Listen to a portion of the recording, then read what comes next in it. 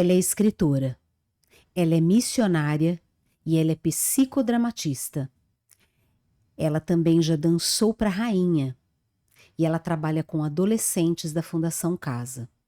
Ela também é mãe de Benjamin e Joseph, mas acima de todas essas funções, ela é a filha amada do Deus Altíssimo. Senhoras e senhores, eu apresento a vocês Kali Magalhães. Olá, seja muito bem-vindo, muito bem-vinda a mais um episódio do nosso podcast Café com Fé. Nosso mesmo, porque ele é meu e ele também é seu. Você sabe que aqui a proposta do Café com Fé é aquecer a tua fé, porque você também sabe que o café e a fé jamais podem se esfriar. Então hoje, depois dessa introdução dessa mulher incrível, eu te convido, eu te inspiro a coar tua xícara de café e vir comigo ouvir esse relato de vida, esse testemunho lindo, porque eu tenho certeza que ao final dessa entrevista, a sua fé vai estar em outro nível, vai estar hard.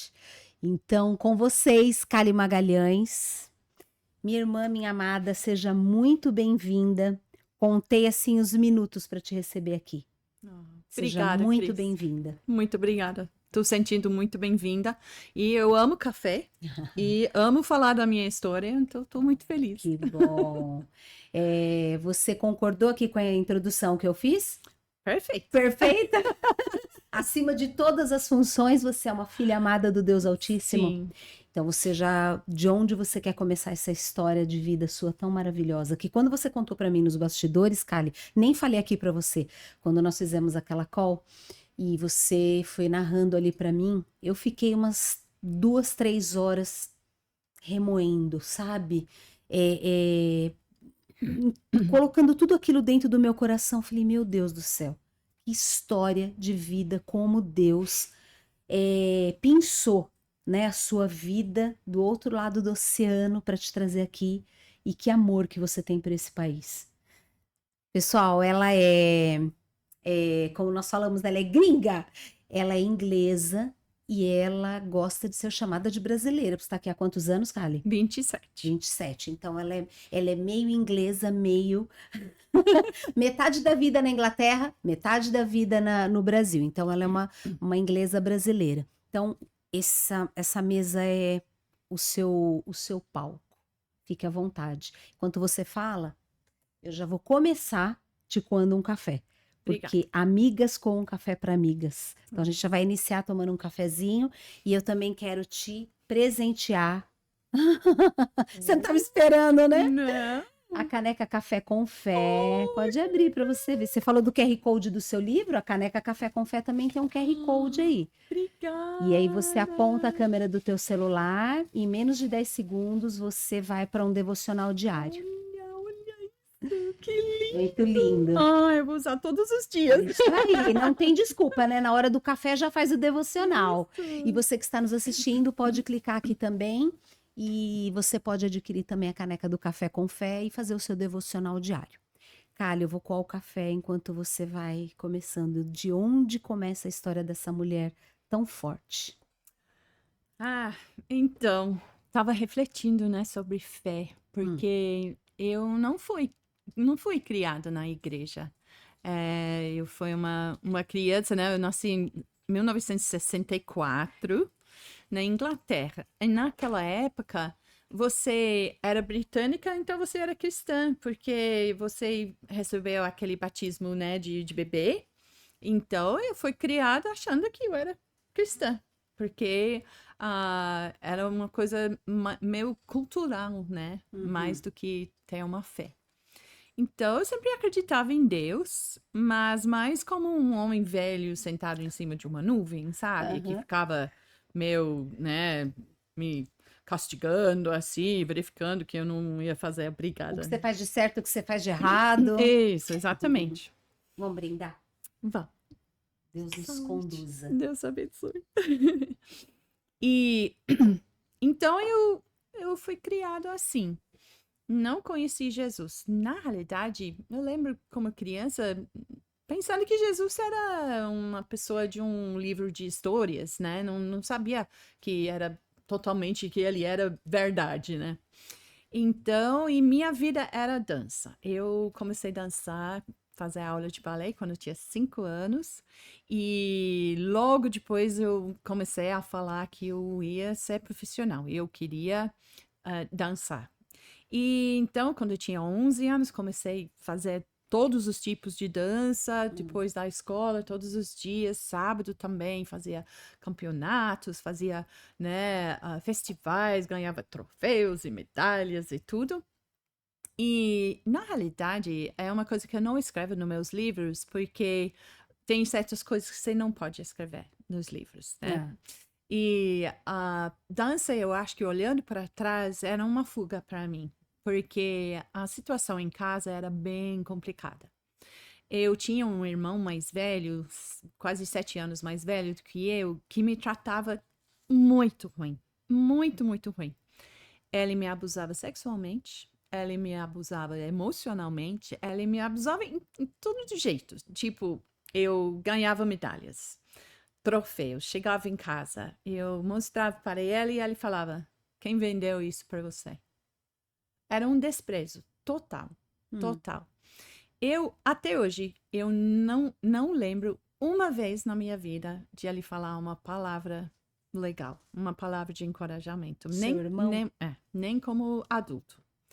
E quando eu vim para o Brasil como missionária, piorou a situação, que ele não era cristão, e ele começou, né, a causar muito problema. Ele ligava para mim, ele falou: quando você vai arrumar um emprego de verdade, é tudo. Então foi bem complicado. Junto com isso, meus pais brigaram muito, muito, muito, muito. Minha mãe foi diagnosticada com esquizofrenia paranoica com 85 anos de idade. Então, nós não sabíamos que ela estava doente, só sabíamos que o negócio estava feio. Então, quando eu tinha 15 anos e eu consegui uma vaga numa escola de dança para ser profissional, eu fui, né? Fui embora de casa feliz na vida porque eu ia alcançar meu sonho e sair do inferno da minha casa, né? E era aquele tipo de família que de fora pessoas acharam que é uma família linda, Sim. mas dentro de casa era muito, muito difícil. Então eu fui embora, comecei a treinar e foi maravilhoso. Só que eu tenho uma escoliose na minha coluna e mais que eu dançava, mais que eu piorava. Eu deitava na cama à noite e eu não sentia o lado esquerdo do meu Hum. corpo. E eu tinha muita dor, muitas dores nos pés, tudo. Então, quando eu tinha 18 anos, foi fazer uma consulta com um médico especialista em bailarina. E ele falou para mim: Você faz outra coisa? Eu olhei para ele, ué, faço um pouco de teatro, eu canto. E ele falou: Então faz isso, nunca dança mais. Então foi bem, bem punk, né? Um Hum. choque, né? Então eu tive que mudar o foco. Então pensei, se eu não vou ser bailarina, então eu vou ser atriz. Hum. E eu fiz bacharel em artes cênicas, teatro e música. E eu comecei a trabalhar como atriz profissional. E nessa época eu estava morando no sul da Inglaterra e eu conheci um rapaz e ele não era cristão, eu não era cristã. E ele era muito diferente de mim. Ele trabalhava num escritório em Londres, com seguros de aviões. Então, ele era totalmente diferente, não tinha nada a ver com teatro. E nós começamos a namorar e começamos a morar juntos. Então, foi muito legal. Ele era muito gente boa e eu estava muito feliz. Eu comecei também um pós, em pedagogia. Sempre gostava de dar aula. E quando você é atriz, você sempre tem que ter plano B, né? Porque Sim. atriz, muito raro você está trabalhando o tempo todo. Então, estava fazendo pós em pedagogia, nós casamos, foi tudo maravilhoso. Então, eu não estava preparado quando 3 meses depois do casamento, eu descobri que ele estava num relacionamento com outro homem por 5 anos. Então, eu estava morando com ele por 4. Então, todo o tempo que eu estava com ele, namorando, morando, ele antes, né, disso, ele estava namorando um rapaz.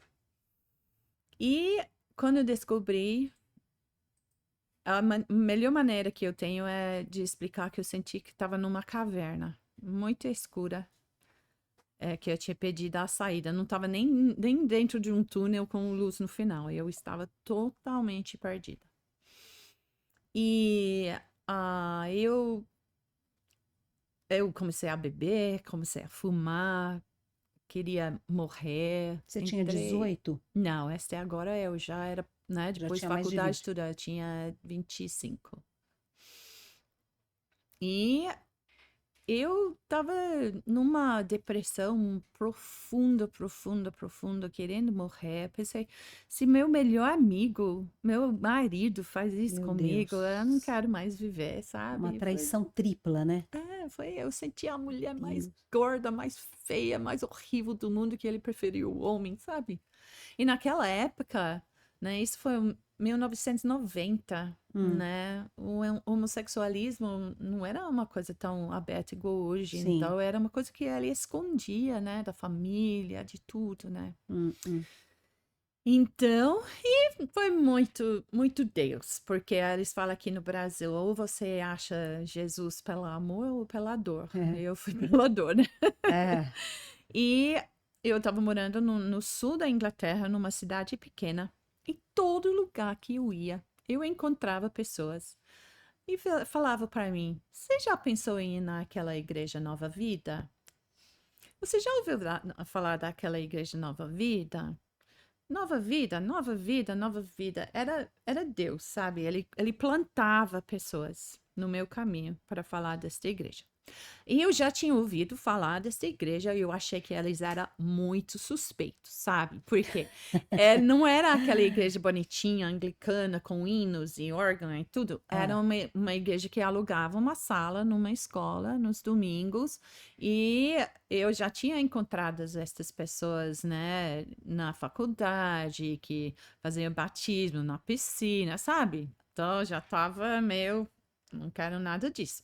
Mas eu sabia que eu tinha que ir nesta igreja. Então, um domingo eu fui sozinha. hum. E domingo era o dia pior da semana. Era quando eu quase me matava todo domingo. Porque você não encontra com ninguém. Você está sozinha. Eu estava eu estava cuidando de uma casa de uma amiga que estava na Austrália, estava sozinha. E é quando a depressão pegava mais, sabe? Então, aí eu fui e o louvor começou.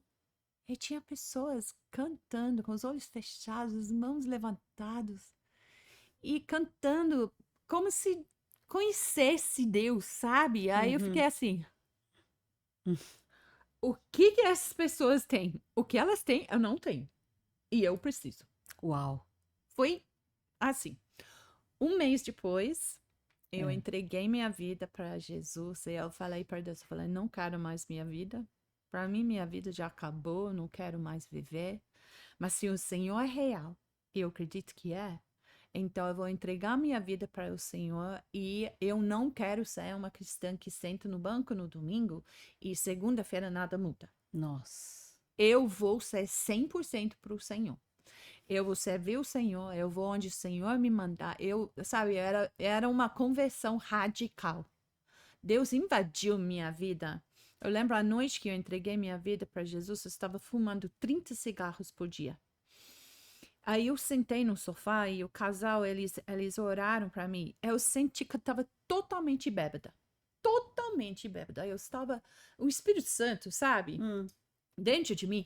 Eu, quando saí da casa, eu peguei maço de cigarro, coloquei na mão do homem e eu falei: não precisa mais disso, não. Tem Aleluia. Jesus dentro de mim. Aleluia. Sabe? Ele fez uma coisa na minha vida. Que oração corajosa que você fez, né? 100% a minha vida para o Senhor. Ele ouviu essa oração, Kali. Sim. O É Senhor uma oração ouviu. perigosa. Porque Deus Perigosa. ouve. 100% é 100%, né? 99%. É. Então É. eu fui embora daquela cidade, comecei uma nova vida numa nova Uau. cidade, nova igreja aí. Fui para a Índia 3 vezes. Eu fui para a Bósnia. logo depois da guerra. Deus. Eu fui para a Estônia para fazer Jocum, Jovens com uma Missão. Uhum. Eu fiz seminário, fiquei 1 ano num seminário na Escócia, estudando a Bíblia. Eu pensei, Uau. quando eu me converti, eu só queria falar de Jesus para todo mundo. Eu pensei, se eu vou falar de Jesus, eu tenho que saber quem é este Jesus. Eu preciso saber da Bíblia, eu preciso, sabe? Eu não quero ser uma pessoa que sai igual louca falando besteira. Então, eu fiz este seminário. A coisa mais linda foi que eu não tinha dinheiro para pagar este seminário e eu tinha uma madrinha que meus pais escolheram. E quando ela faleceu, ela deixou um dinheirinho para mim. E eu falei para meus pais, não sei o que fazer com este dinheiro. Meu pai, que era muito de poupar, ele falou, deixa na poupança para quando você precisar. Quando eu fui olhar quanto tinha na poupança, era 10 libras mais do que o custo do ano do seminário. Meu Deus. Era praticamente o dinheiro que eu Ela deixou precisava. pago o seu curso. É. Impressionante, né? É. E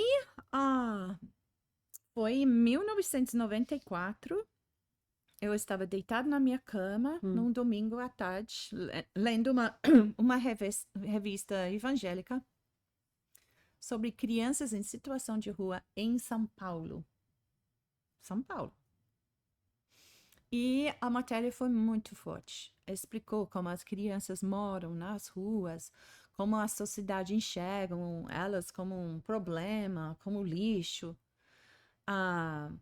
Que às vezes os policiais corruptos, né, até acabam com elas, batem. Mas o que mais me pegou foi quando explicou que muitas vezes as crianças, elas dormem embaixo das ruas. No Anhangabaú, nos túneis, né? E nos enchentes de verão, que nós sabemos muito bem, Sim. elas morrem afogadas. E eu li isso. Aí eu comecei a chorar. E chorar, e chorar. E chorar, e chorar, e chorar. Eu não consegui parar de chorar, sabendo que tinha crianças nas ruas de São Paulo morrendo. E para semanas depois, cada vez que me ajoelhava para orar, eu vinha as imagens dessas crianças.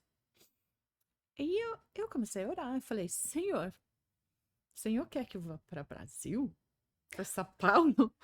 Onde que é São Paulo? Porque os gringos, eles conhecem o Brasil, Amazonas, né? Rio de que é Janeiro. famosa, Carnaval e futebol. Sim. Seleção. Eu era super fã do Brasil antes de vir para cá. Então, mano, não sabia nada, não falava português, não sabia nada do Brasil. E eu comecei a orar, eu falei, Senhor, se é para eu ir para São Paulo, então eu vou. Se eu posso resgatar uma criança com minha vida, Meu Deus. vale a pena minha vida, não vale? Então eu comecei a orar, falei, Senhor, eu vou. Só que uma coisa, Pai. Se eu vou dedicar minha vida para uma nação, eu tenho que saber que é o Senhor. Porque eu não quero... que eu quero explicar, que eu não queria fazer uma reação emocional Sim. sobre uma entrevista, uma revista. Eu queria saber que era Deus, sabe? Tá. Então, porque eu estava, eis-me aqui, Senhor. Eu vou para a China, eu vou para Afeganistão, eu vou para a França, eu vou para onde o Senhor me mandar. Mas se eu vou dedicar minha vida, eu tenho que saber que é o Senhor. Então, dá um sinal bem claro, que é Brasil. Pai, tá me ouvindo? Tem que mostrar que é Brasil.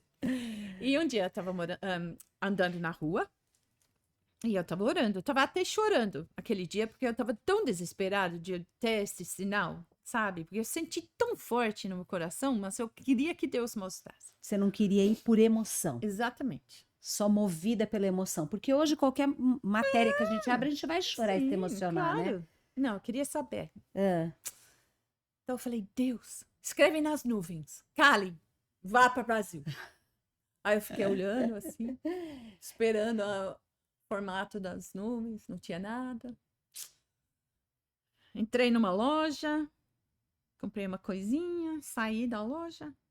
Lá no outro lado da rua era uma caçamba. Sabe onde joga lixo? Sim. Uma caçamba amarela.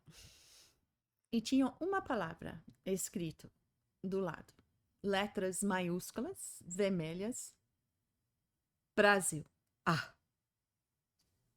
E, Cris, você tá brincando. estava escrito com S. Estava Ah, não. escrito em português. E é mais louco ainda, porque se fosse hoje, seria até comum, porque tem mais brasileiros na Inglaterra do que ingleses, né? Tem Sim. tantos brasileiros. É. Mas naquela época eu não conheci ninguém que era brasileiro, eu não conheci ninguém que falava português. Então, porque tinha uma caçamba com Brasil, Sem ser com Z. sem ser com Z, e nada de telefone para você ligar, encomendar sua caçamba, nada. Uau, Só Brasil. gente. Aí eu parei de chorar, comecei a gritar, e lá no meio da rua, dançando, Gente e do pulando, falei, céu. obrigado, Senhor, obrigado, Senhor, obrigado, Senhor. Entendi o E recado.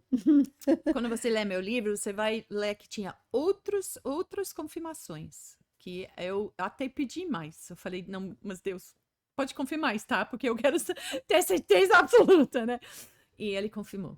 Então, em 1990, eu vim com 2 malas e 2 frases em português.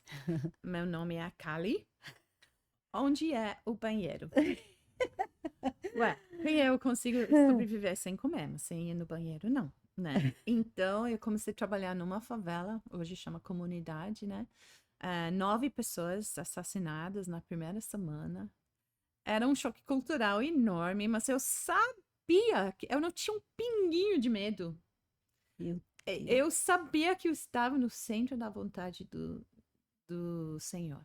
Que é o lugar mais seguro do mundo. Claro. Sim. E os homens solteiros na comunidade falavam para mim, você é casada? E eu falava, sim, estou muito cansada. Casada, cansada. Ué, parecido, né? Eu apanhava tanto no português, mas a melhor maneira de aprender uma língua, eu trabalhava na comunidade, morava com uma moça brasileira que não falava inglês e namorava meu ex-marido que era paulistano. Então, paulistano. Então, não falava inglês. Então, eu não falava inglês com ninguém. Só falava português. A melhor Ouvia o dia maneira. inteiro. Então, eu aprendi. Você né? chegou e já foi para o trabalho. Qual igreja que te acolheu quando você chegou? Era uma igreja lá na comunidade mesmo, né? Uma Paraisópolis? igreja... Não, era na estrada do Campo Limpo. Eu Zona morava Sul. Extremo Sul. perto do Paraisópolis, mas eu trabalhava numa favela lá perto do estrado do Campo Limpo, chama Jardim Rebouças. Tá. Então, eu fiquei 1 ano nesta favela, aprendi português lá. Nunca estudei de fazer aula assim, toda Sim. semana, assim. Mas eu aprendi. E neste tempo eu conheci o meu ex-marido, né? Nós casamos, brasileiro, e nós ficamos casados 18 anos. É. E tivemos nossos 2 filhos, né? Benjamin, que hoje tem 24, e Joseph, que tem 22. E depois de 1 ano, na favela, eu fui para as ruas, né? Então, comecei a trabalhar no Anhangabaú. Demorei 5 anos para aprender a falar Anhangabaú. Pessoas falavam para mim, onde você trabalha com as crianças? Eu falava, Ananganganyangan, Ananyangam, eu não consegui falar em Cambaú. Hoje eu consigo. Mas eu trabalhava com as crianças lá e formamos uma equipe e sentava no chão com elas, fizemos desenhos, falava de Jesus, lavava os pés, limpava o rosto com lencinho para tirar a cola. Meu E quando era possível, visitava as famílias para tentar devolver a criança para a família, mas às vezes a situação da família era tão terrível que deu para entender porque a criança estava morando na rua, né? E neste tempo, um dos meninos, que até hoje meu sonho é achar este homem, que né, hoje é um homem, ele chamava Renatinho. E ele ficou preso na FEBEM. Era a época da FEBEM, 2004. E através de uma outra organização que trabalhava lá dentro, nós fomos convidados a visitar Renato. Toda semana. Que ele não tinha visita, que era menino de rua. Deixa eu só beber meu café aqui. Sim, já tá frio. Tem problema. Quase morno. Kali, então que oração corajosa que você fez lá, pediu sinais, Deus te deu sinais e você chega aqui e trabalha quanto tempo até você conhecer o Renatinho e ir para... Porque foi por causa do Renatinho que você foi para Febem. Isso. Foram quantos anos de rua, de favela? Não, então era 1 ano na favela e depois praticamente 1 ano. Não, espera aí, foi 2004. Então foram 4 anos na rua até eu conheci o Renatinho. Então fomos para a Febem. Foi aí que você começou esse trabalho dentro da Febem. Isso. Então, e o que aconteceu? Indo lá visitar Renatinho toda semana, os funcionários abriam a porta e falavam: desculpa interromper, seria possível visitar o fulano também, que também não tem visita? E seria possível visitar o fulano também? E a lista foi crescendo, começamos a trabalhar em várias unidades, com vários meninos, e sempre encaminhando para casa de recuperação, centros de reabilitação. Mas deixa eu entender, o Renatinho você tratava com ele fora. Aí você soube que ele foi preso, foi isso? Na realidade, nós estávamos orando para ele sair da rua, né? Porque você não quer que uma criança mora na rua. Então, nossa oração era para Renatinho sair da rua. Tá. E ele saiu da rua. Ele pegou um facão e foi assaltar uma pessoa na frente de um policial. E foi Deus, sabe? Porque através desse assalto, nós fomos para a Febem, né? Então, ele saiu da rua, só que não era a nossa intenção. Nossa intenção era para uma casa, um lugar legal. Certo. Mas ele foi para a Febem, mas tudo bem. Deus usou esta situação para nós entrar. Então, e eu vi uma necessidade muito grande, né, desses adolescentes que estavam dentro da Febem, que virou Fundação Casa. Sim. De ter uma maneira de ajudá-los enquanto eles estavam lá dentro. Por quê?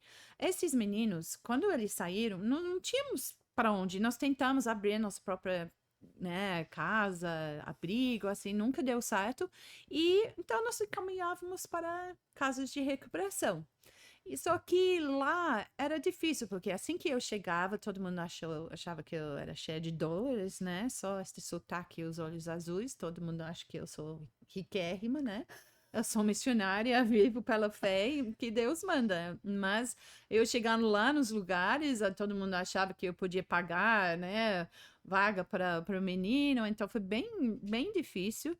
E também, imagina, você tem um adolescente que foi preso com 16 anos, ele sai com 18, ele não vai querer ir para um centro de reabilitação, ele vai querer ir para mundão. Então, eles ficavam poucos dias, pularam o mundo e, né, então tinha que ir lá para a delegacia, fazer BO e tudo. Então, neste tempo, nós já abrimos a ONG, né, que hoje chama OSCE, Organização de Sociedade Civil, que chama Associação Águia. Então, juridicamente, nós já estávamos, né, cuidando desses adolescentes.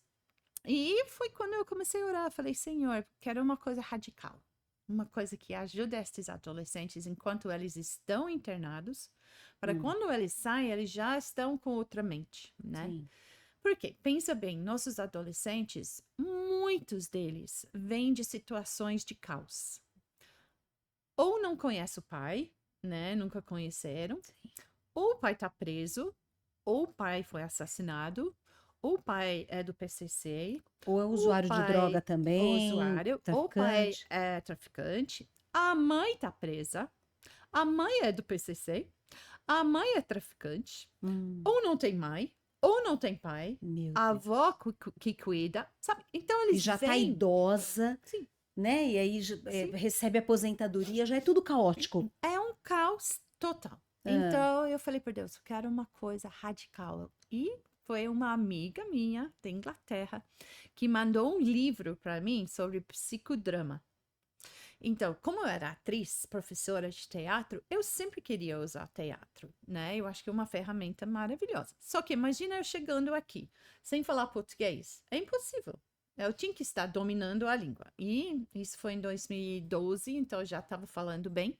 Eu devorei este livro e, no mesmo tempo, eu descobri sobre justiça restaurativa. Você já ouviu falar? Já. Então, deixa eu explicar. Uau. Justiça restaurativa é um outro olhar para a justiça. Porque a nossa justiça, ela é punitiva. Exatamente, do mundo inteiro, Sim. né? A pessoa faz uma coisa errada, precisa ser castigado, precisa aprender, né, dos erros e vai preso. O que acontece? Maioria dos casos, a pessoa sai de lá pior do que entrou, né? Porque lá dentro, o que ele vai ouvir? Sobre como roubar melhor, Sim. como fazer as coisas, né, com mais eficácia para não ficar pego, tudo, né? Então, a justiça restaurativa é outra maneira de olhar. Em vez de olhar o crime ou o ato infracional, é de olhar a pessoa. Então, vamos olhar um adolescente que fez estas coisas terríveis e ajudá-lo a entrar em contato com toda esta bagagem que ele tem e repensar, né, a maneira de agir, a maneira de falar, a maneira de agir, de todas as escolhas que ele faz, tudo. E isso que o psicodrama casa maravilhosamente com justiça restaurativa, porque justiça restaurativa pura são os ciclos restaurativos. Então, vamos supor que você sofre um assalto. É um rapaz que chama Felipe, ele tem 18 anos e ele roubou sua bolsa, colocou a arma na sua cabeça e ele vai preso, óbvio. Tem 4 países, Costa Rica, Nova Zelândia, Colômbia e Canadá. Se ele for primário, nunca fez outra coisa errada, ele não vai preso. Sim. Ele vai entrar num ciclo restaurativo, um programa de justiça restaurativa, onde ele vai ter a oportunidade de sentar frente a frente com você, como vítima, e ele vai explicar o que aconteceu aquele dia. Ou pode ser que ele queria um tênis de marca e saiu porque é folgado e quer, sabe, impressionar a namorada. Pode ser que a mãe tá com câncer e ele saiu doido porque ele precisa de remédio e não sabia de onde pegar o dinheiro. Ninguém sabe a história atrás, né? Uhum. Então ele vai ter uma oportunidade de falar para você. Ele vai ter uma oportunidade de ouvir de você, como você se sentiu. E você vai poder falar: hoje eu não trabalho mais, eu tenho ataque de pânico, eu vivo de medicação, eu não consigo trabalhar. Meu marido me deixou, me divorciou, porque eu não sou a Cris que era antes do Desse assalto. assalto. Sabe? Uau. Vai poder ouvir você.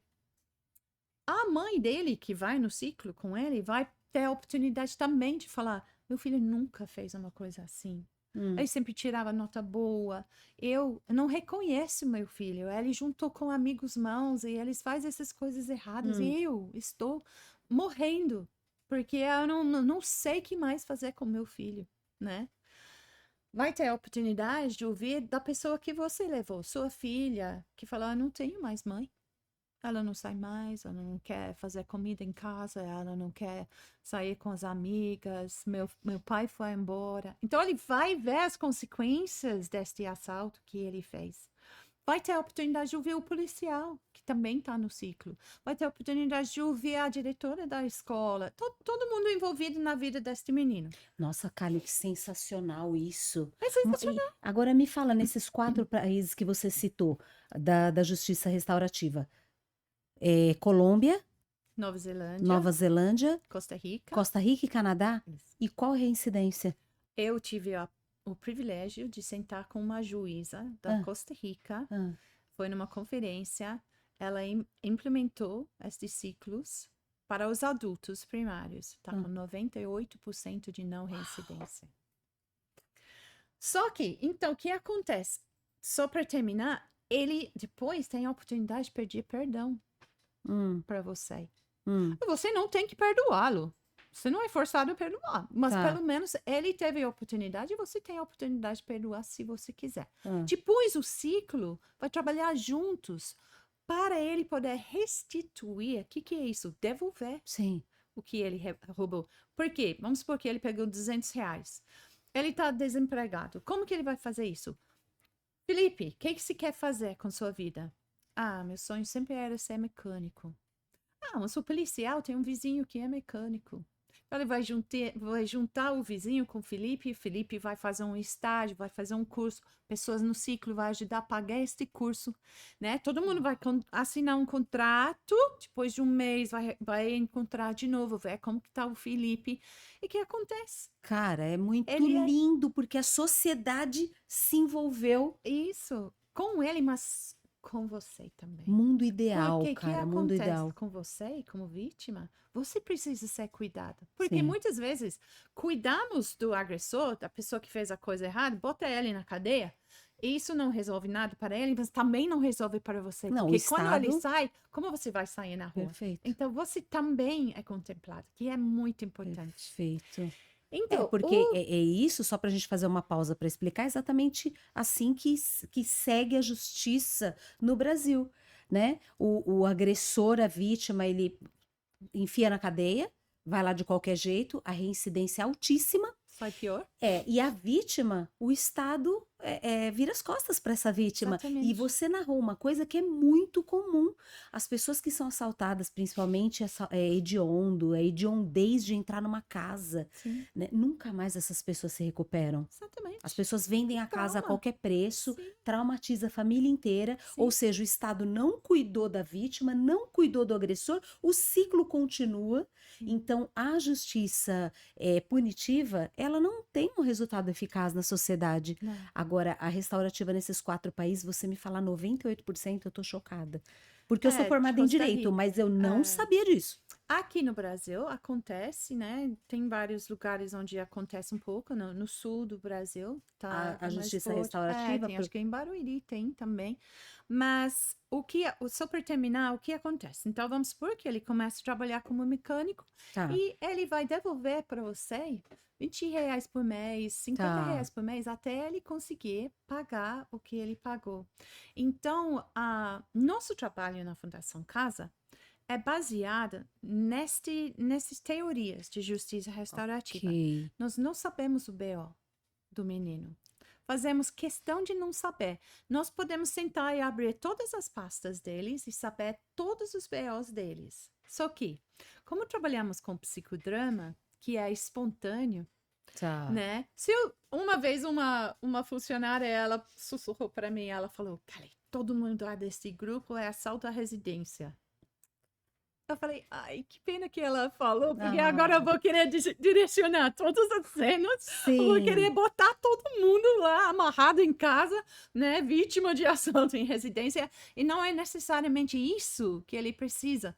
Então, você precisa estar, tipo assim, sem mente Condicionada. contaminada, né? Nesse Contaminada, sentido. condicionada. Deixa aberto para ver como que a cena vai rolar. E então, quando nós chegamos lá, primeira sessão, nós sempre falamos para eles, olha, este não é um curso. Este é o começo de uma amizade, o começo de um relacionamento entre você e nós. Eu pego a mão do menino do meu lado e eu falo, nós vamos andar de mão dada com você. Lá no mundão, quando você sai daqui, nós vamos entrar em contato, ou você pode ligar para nós. Antes era ligar, cobrar, hoje é mandar WhatsApp, né? Sim. Então, e se você sonhar em fazer faculdade, se você quer ser engenheiro, se você quer ser barbeiro, se você quer ser veterinário, se você quer ser advogado, você tem um sonho, só porque você é preto, pobre, mora na periferia, toda a sua família envolvida no crime, não significa que você não merece uma chance. Uau. Então, nós vamos andar com você. E o que você precisar, nós vamos tentar ajudar. Vamos supor que você arruma uma entrevista. Você manda um WhatsApp para mim, Dona Kali, eu vou para a entrevista de chinelo. Seria possível me ajudar com um tênis? Eu falei, eu vou fazer tudo para você ter um tênis decente. Eu não vou comprar um Nike Air, porque é muito caro. Mas eu vou comprar ou eu vou conseguir um tênis decente, porque você merece. Se você está falando para mim que você conseguiu uma entrevista, você precisa de roupa e tênis Porque você merece dignidade. Você tá falando, eu quero sair do crime. Antes eu saía para roubar porque eu não tinha como ajudar minha mãe, que é alcoólatra, que tá bêbado na cama, e eu tenho 11 irmãozinhos chorando com fome. Eu saí para Hum, roubar celular. Ele admite isso, hum, né? Mas a gente tem que continuar fazendo o resto uhum. da vida. Então, nós falamos assim, e eles olham para nós e eles falam, ninguém falou isso para mim na minha vida. Uau. Nem minha família acredita mais. Então, e nós começamos a trabalhar com um grupo, nós temos 6 grupos no momento, 5 masculinos e um grupo de meninas, em Diadema. Da FEBEM? Fundação Casa. Deixa eu te fazer uma pergunta. E quando esse menor infrator, que é chamado menor infrator, né? Ele faz uso de entorpecente. Se ele é adicto, se ele é usuário de droga, e ele caiu ali, ele roubou para comprar Muitos pedra deles, de crack, e aí? muitos deles são, Sim. muitos deles são. Então, aí Então, qual que é a linha que vocês acreditam? Ah, é um tênis ou é a droga? então, quando ele sai, nós acompanhamos de perto. Então, ele vai lá para fazer entrevista com nossa equipe que trabalha na pós-medida. Hum. Talvez vai com a mãe, vai com o pai, vai com o padrasto, vai com o primo. Então, nós começamos a acompanhar o menino. Então, nós não vamos mandar um tênis para ele sem saber que ele vai usar o tênis, né? Sim. Então, nós já trabalhamos muitos anos Uhum. e sabemos a realidade, né? Como a gente Então, fala em português aqui, não sei se você já ouviu, gato escaldado tem medo de água. exatamente, né? Então, neste caso, né, nós estamos acompanhando de perto. Tá. Então, e é impressionante, é muito raro eles fazerem uma coisa É. errada, porque eles respeitam nós tanto. Ah, Porque eles sentem o amor que nós temos para eles, sabe? E nós estamos no momento 89% de não reincidência uau! dos adolescentes que estão sendo acompanhados, né? E no pós-medida, como que é feito isso? Vocês acompanham, eles vão para alguma igreja? Então, o que acontece? Ele começa indo lá, ele faz uma entrevista, né? De começar, tipo, triagem para ver o que ele quer fazer. Vamos supor, Sim. ele quer ser barbeiro, né? Nós vamos sentar com ele e falar, ó, você já fez um curso? Não, não fiz curso. Então, nós vamos achar um curso para você, nós vamos achar Tá. um patrocínio que vai querer ajudar a bancar este curso. Ressocializa esse menor. Isso. E um Tá. curso perto da casa dele. Nós vamos comprar todo o equipamento para ele, Uau. o kit de maquininha, capa, pente, tudo que ele precisa para Tá. começar o curso e para ele começar já cortando dos amigos, cortando dos Tá. vizinhos, ele já pode começar a trabalhar, Uhum. né? E nós vamos acompanhar ele, todo, né? A família, se a mãe, por exemplo, perdeu todos os documentos no incêndio lá na comunidade, ela não está trabalhando e nenhum dos irmãozinhos está na escola, não consegue fazer a matrícula porque perdeu tudo. É muito simples. Leva todo mundo para poupar tempo, tira a foto, paga a foto, sai com o documento. Todo mundo semana seguinte está na escola. A mãe conseguiu emprego. Às vezes é uma coisa tão pequena Sim. que faz toda a diferença. Então, e a outra coisa que é muito legal é que eles voltam para palestrar na Fundação Casa. Então, eles vão conosco, veste a camiseta do projeto e eles contam as histórias. Então, nós temos, por exemplo, o Bruno, que acabou de virar pai, o filho nasceu semana passada. Ele não tinha para onde ir quando ele saiu da Fundação Casa e ele foi por uma república jovem. E ele é um dos nossos palestrantes. Então, ele conta a história dele. Aí ele falou, quando eu saí da Fundação Casa, eu tive que arrumar um emprego, né? Eu precisava de dinheiro, não tinha ninguém, né? Da minha família para me ajudar. E ele falou, eu consegui, trabalhando no mercadinho, R$ 800 por mês. R$ 800 por mês. Eu parei a palestra, eu falei, fala de novo, Bruno? Quanto? 800 por mês. Eu falei, quanto você ganhava na biqueira numa noite? 800 por noite. Aí eu sou super dramática, né? Então todos os adolescentes estão assim, ouvindo. Eu falei, vamos fazer olha a matemática, espera aí, 5 dias por semana na biqueira, isso dá 4.000 por semana, vezes 4 dá 16 mil reais por mês, Bruno. Na biqueira, e você aceitou um emprego de 800 reais? O que estava na sua cabeça? E ele olha para eles e ele fala, porque eu fiz o projeto, né? Associação Águia. Eu saí da Fundação Casa com outra cabeça. Eu queria alcançar meus sonhos. Não queria voltar para o crime. Então, eu aceitei Hum. 800 reais por mês. Aí ele olha na cara deles e ele fala, sabe uma coisa? Quando você ganha dinheiro sujo, o negócio acaba rápido. Uau. Ele falou, quando eu ganho meu 800 reais, eu não vou comprar um tênis de 300 reais. Eu vou lá no braço e eu compro um tênis de 50 e eu fico feliz. Cris, ele quebra todo o paradigma deles, que tem que ser roupa de marca, Sim. tem que ser tudo para eles ser o cara. Ele é o cara. Sim. É a coisa mais linda que você viu. E eu falo que o psicodrama é maravilhoso, porque botamos ele no papel da vítima, a família da vítima, mãe. tua mãe. Mas a voz do Bruno, Ah, a voz destes palestrantes ah, é muito mais poderosa do que minha. perfeito. Porque ele fala, eu sentava onde você está sentado. Aham. Então é muito forte. E cadê o Renatinho? Não sei. Não sei. Se você está assistindo esse programa e conhecer algum Renato, a Kali queria muito reencontrar. Você já tinha me falado isso, porque Eu foi a sonho. partir dele, né? Sim. Mas vai ver, foi algo que Deus, né, usou essa situação para te Sim. colocar lá dentro e é Sim. isso, né? Olha, eu ficaria ouvindo, você deve ter centenas de histórias. Me conta do seu livro, dos seus livros. Tá, então o primeiro livro foi escrito em inglês, né, que é a minha autobiografia, Dancing with Thieves, e foi traduzido para português, que é do palco para a prisão. Este livro ganhou primeiro lugar no prêmio Arete para melhor autobiografia.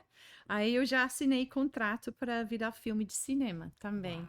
Só que está em pausa, né, por causa de todo o problema de, né, da área de cinema no momento, mas se Deus quiser vai sair e o foco vai ser filmado dentro da Fundação Casa, Meu um foco, né, Deus. de como o psicodrama é tão poderoso para mudar, né, na transformação dos adolescentes, né? Uhum. Então, esses são os dois primeiros. E o segundo, é em inglês, né?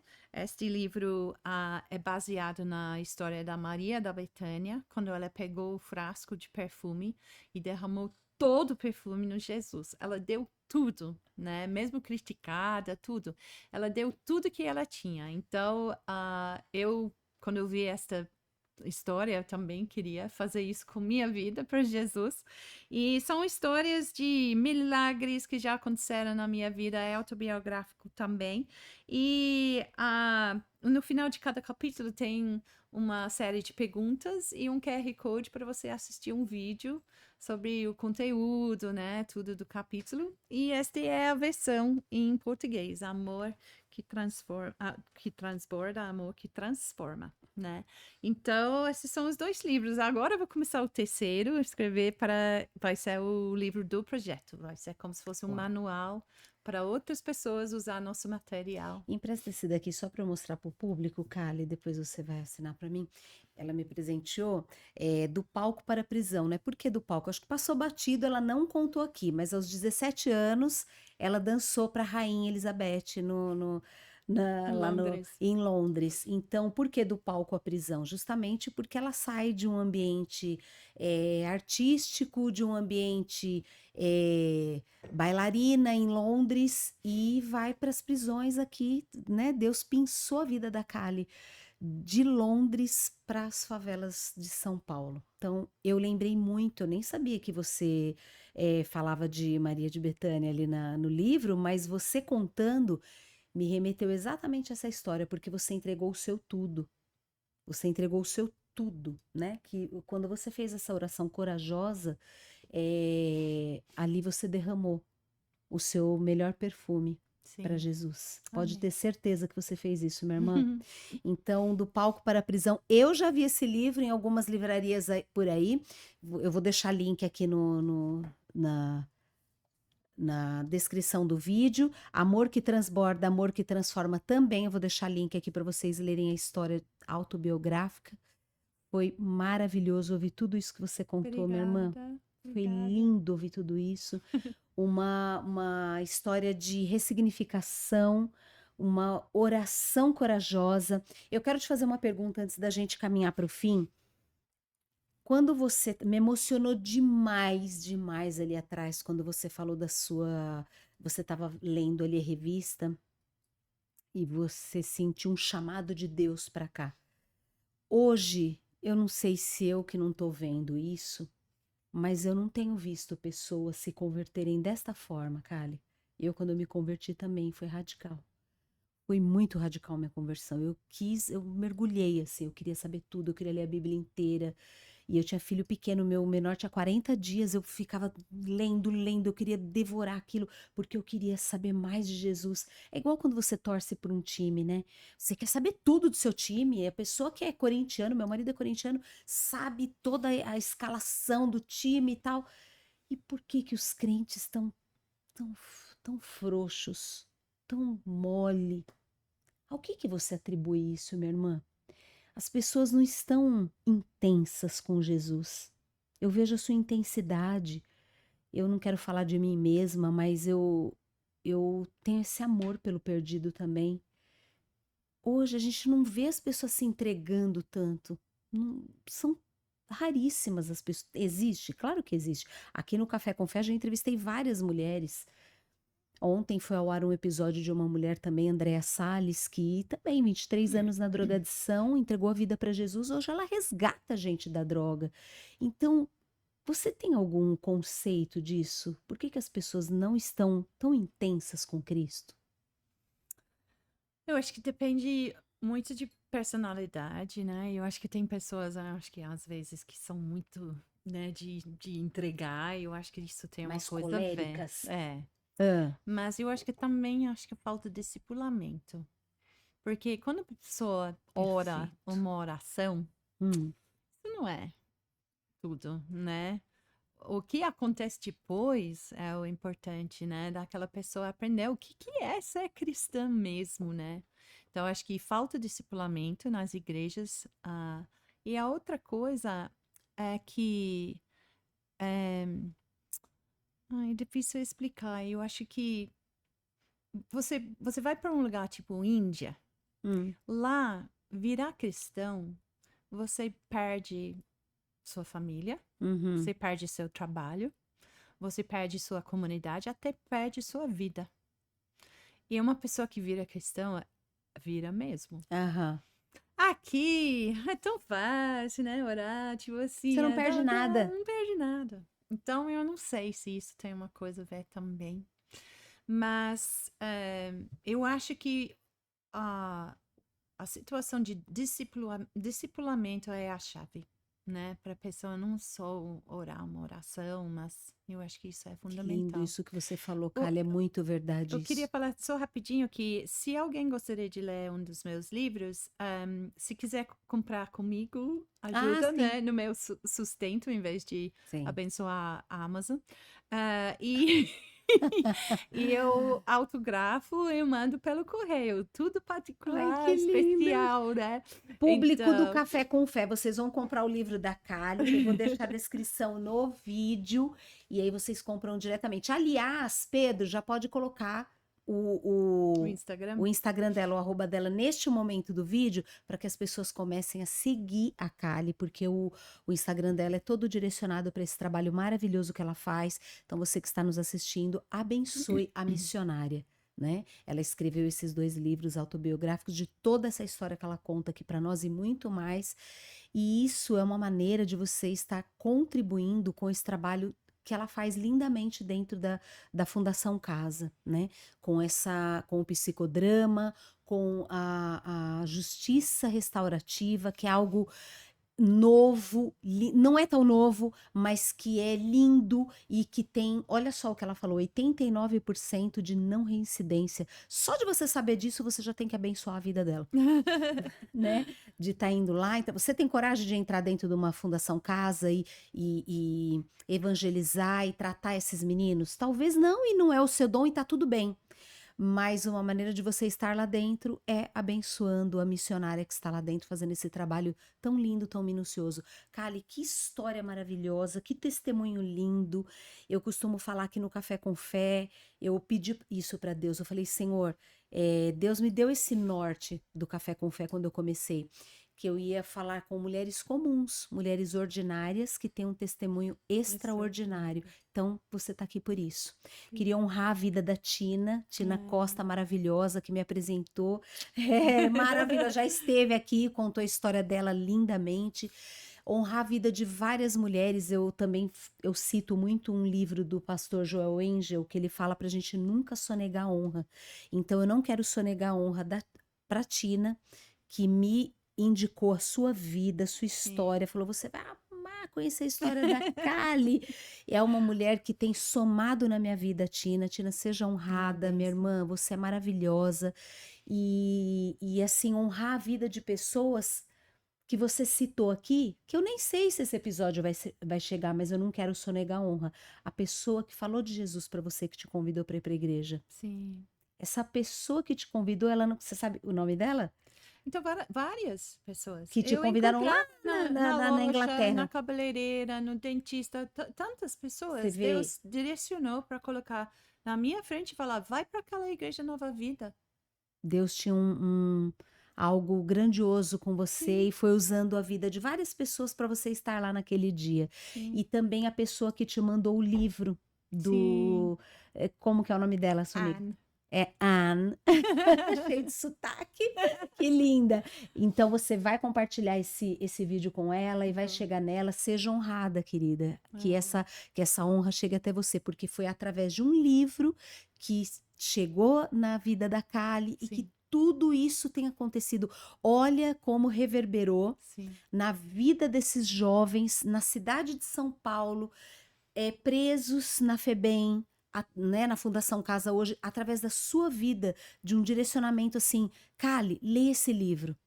Então que fique de alerta para você que está assistindo esse episódio. Às vezes você dá um presente tão aleatório, né, para alguém, e isso vai explodir a vida dessa pessoa em ministério, mudança radical de vida. Então, são pessoas que têm que ser honradas, e você que está assistindo, não se acanhe, de repente uma caneca que você dá de presente.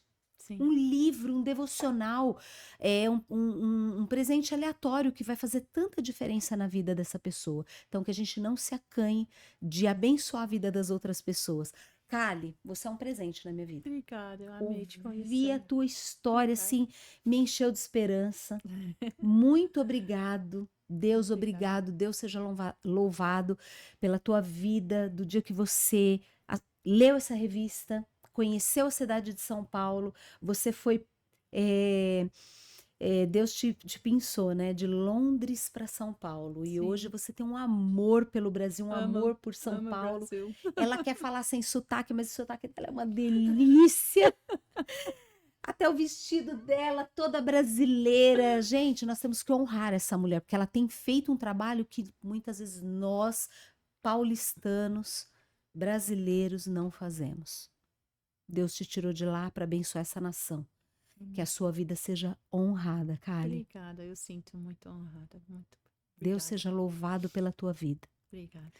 Toda honra e toda glória é dada ao nosso Deus, mas você sair da sua nação, né, e vir para um ambiente totalmente caótico, onde não tinha nada a ver com um choque cultural, né? Então, que Deus continue cuidando de você, te abençoando. E obrigado por você sair do outro lado do oceano para cuidar das nossas crianças aqui, viu? Amém. Deus seja louvada pela tua vida.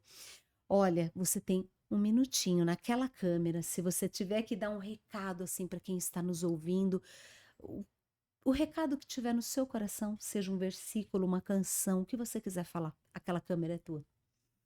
Então, quero dizer para você que está assistindo que Jesus não só te ama, mas ele te criou, ele te colocou no ventre da sua mãe, porque ele tem propósito na sua vida. Mesmo se você neste momento está no vale mais profundo, numa depressão, uma situação muito complicada com seus filhos, seu marido, qualquer coisa, ele está contigo. Eu tenho tantas histórias, tantos perrengues que eu passei na minha vida. E olhando para trás, eu sei que Jesus estava comigo. Então, fica com fé, né? Que ele está com você nesta situação, mas também de olhar com olhos de fé de como você pode servir o Senhor. Ah, mas como é que eu vou para outro país? Não, você não precisa ir para outro país. Você tem uma missão por volta de você, com suas vizinhas, com sua família, com seus colegas de trabalho, com as pessoas da escola, da faculdade, qualquer situação que você esteja, ele vai te dar oportunidade. Então, eu quero encorajar você a mostrar o amor de Jesus todo lugar que você for, porque ele está dentro de você. Então, use isso como uma oportunidade. Eu sempre falo que meu trabalho não é um trabalho, é um privilégio. Um privilégio poder servir o Senhor todos os dias da minha vida. Então, Ele quer fazer isso com você. Pode acreditar. Que Deus Amém. abençoe você. Jesus te ama. Aleluia. Coisa linda. Obrigada, minha irmã. Obrigada. Obrigada, obrigada, obrigada, obrigada. Obrigada. Ah, eu não tenho dúvida que a sua fé já está num nível muito elevado, né? Você sabe que o café e a fé jamais podem se esfriar. Então, eu creio que tudo aquilo que nós falamos, tudo aquilo que você ouviu hoje, levou a sua fé num outro patamar. E se isso aconteceu, eu quero que você me honre, se inscrevendo nesse canal, compartilhando esse episódio com seus grupos de WhatsApp. Não deixa de ativar o sininho, de se inscrever. E todos os episódios, a cada episódio eu trago um testemunho de uma mulher que vai fazer exatamente isso que a Kali fez hoje, que eu não tenho dúvida que o seu nível de fé foi elevado. Muito obrigado por estar conosco até este momento. Nós nos vemos no próximo episódio. Até lá!